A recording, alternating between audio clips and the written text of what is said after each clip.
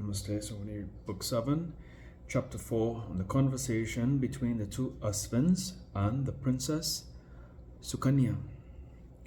Om Vakaratuna Maha Kaya Surya Kodis Mekadantai Vakaratundai Om Gam Ganapate Namaha Om Guru Brahma Guru Vishnu Ya Devi Sarvabhuteshu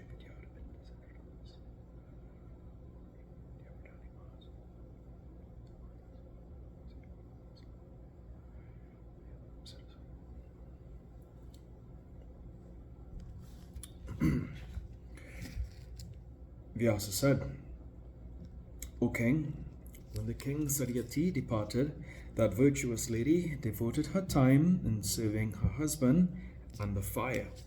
She gave to the Muni for his food various delicious roots and fruits. She made him bathe with warm water, then making him put on the deerskin. She made him sit on the kusasan, seat made of kusha grass. Next she used to place in his front kusa, till and kamandalu, and speak to him, O best of Munis, you are now to perform your daily rites, nitya karma. When the nitya karma was finished, the lady used to catch him by his hand and make him sit on another seat.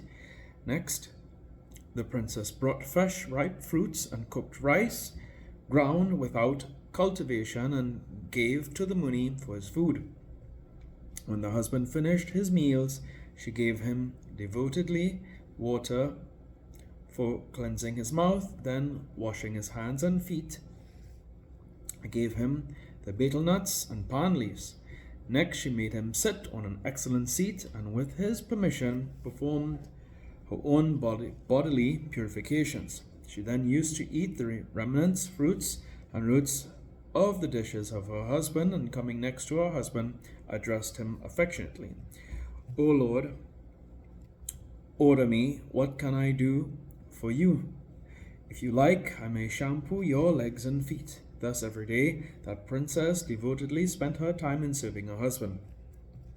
At evening, when the Homa ceremony was finished, she, collecting delicious and soft fruits, presented to him to eat. With his permission, she then ate that were left of the fruits. Next, she prepared bedding soft to the touch, and gladly made him sleep on it. When his dear husband thus laid himself on the bed, she shampooed his feet and legs, and in the interval asked him about the religious duties of the chaste wives of the family.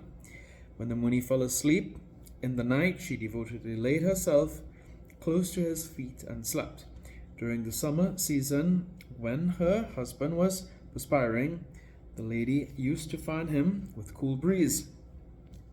She took off his troubles and thus served her husband. In the cold season, she collected firewood and lit them before him, and used to ask him frequently, O Muni, are you feeling pleasure in this? That lady there to her husband used to get up from her bed in the Brahma Muhurta before sunrise. Next, made her husband get up and took him some short way off, and there made him sit for calling on nature. She kept ready water and earth, and stood in readiness at a suitable distance apart. Knowing that he had finished his calls for nature, she took him back to the ashram and washed his hands and feet with water, duly making him sit on a convenient asana. She then gave to him the pot for archmana, and then began to collect fuel. She used to wring pure, clear water and made it hot. Then she asked her husband fondly, O husband, have you finished cleaning your teeth? Warm water is ready. May I bring it to you? You better bathe with that, uttering your mantrams. The time is now for performing the morning sandhya and for performing homa. Do the homa regularly and worship the devas. The princess, whose nature was pure and clean as anything, kept herself engaged daily in serving her husband. Chayavana Muni, with perfect gladness, austerity, and observing all the rules duly. Thus that beautiful faced princess worshipped gladly Chayavana Muni, serving fire and the guests daily. Then, once on an occasion, the Asvin twins, the sons of Surya, came sporting and at their pleasure close to the hermitage of the Chayavana Muni. At that time, the princess, beautiful in all respects, was returning home after her bath in a pure clear stream, and came to the sight of the two Ashvins being enchanted by her. Extraordinary, lovely beauty. Then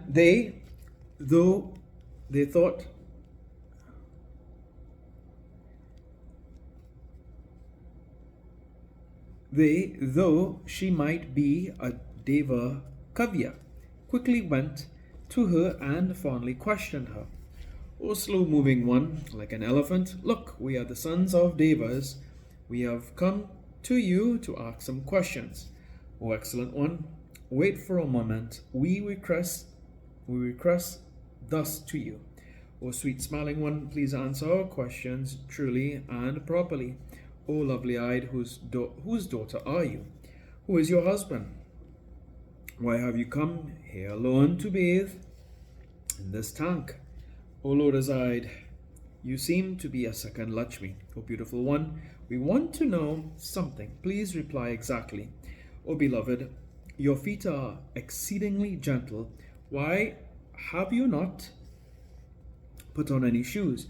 Why are you walking barefooted? Our hearts are being troubled to see you walking thus barefooted. O thin-bodied one, your body is very soft, that you ought to have gone in a car. Why are you thus walking on foot and in such an ordinary dress in this forest? Why have not hundreds of maidservants accompanied you? O lovely-faced one, speak truly whether you are a princess or Apsara. O sinless one, blessed is your mother from whom you are born. Blessed is your father.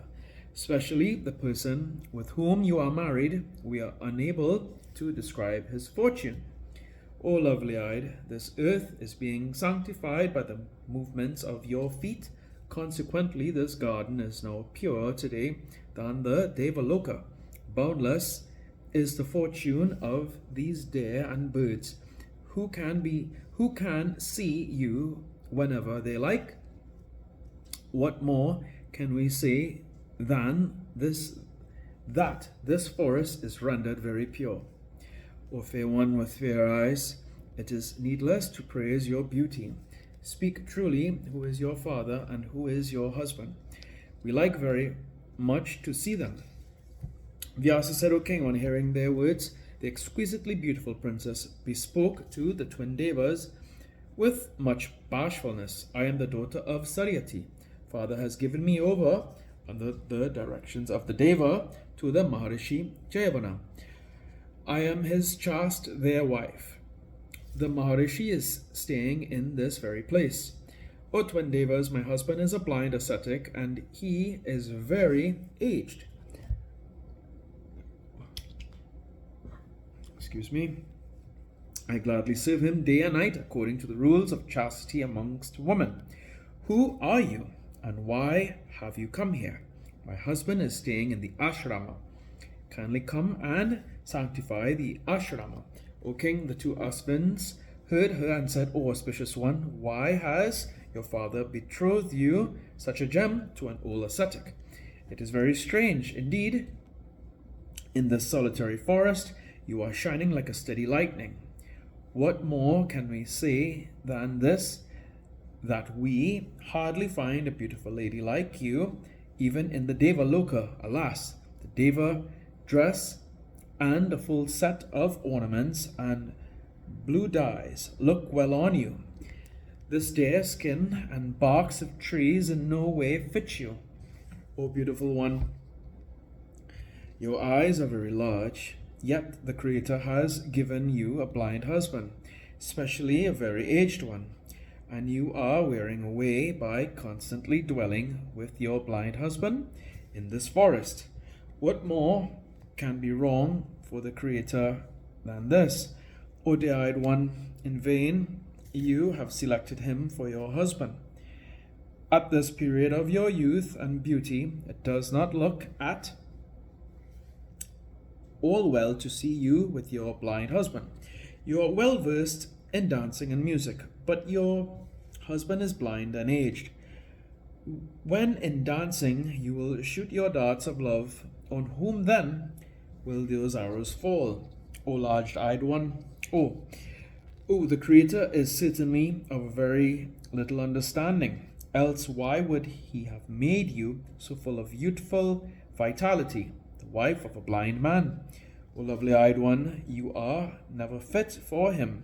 Select another husband. O lotus-eyed one, your husband is not only blind but an ascetic, so your life is quite useless. We do not consider it fit that you reside in this forest and put on this bark and deerskin.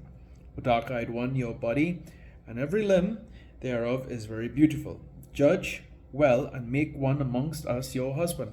O proud one, why are you being so very beautiful, spending your youth in vain in serving this Muni? No good signs are visible in this Muni. He cannot maintain nor protect you even. Why are you then serving him in vain? O spotless one, leave at once this Muni, quite incapable in giving any sort of pleasure, and marry one of us. O beloved, then you will enjoy in the Nandana Kanana, or in the forest of Chetratarha. O proud one, how will you spend your time with the aged husband, being brought to so much humiliation without any dignity and self-respect? You are endowed with all auspicious signs. Moreover, you are a princess. You are not ignorant of all enjoyments in this world. Why then you like to live such an unfortunate life in vain in this forest? O princess, your face is exceedingly beautiful. Your eyes are wide and your waist is thin. Your voice is sweet like a cuckoo. Who is more beautiful than you? Quit now your aged ascetic husband and marry one of us for your happiness. Then you will be able to enjoy excellent celestial things in the heavens.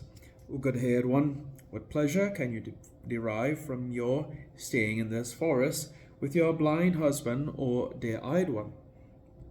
It is very painful for you to serve at this young age of yours, to remain in this forest and serve this aged man. O princess, it is that you like troubles and nothing else.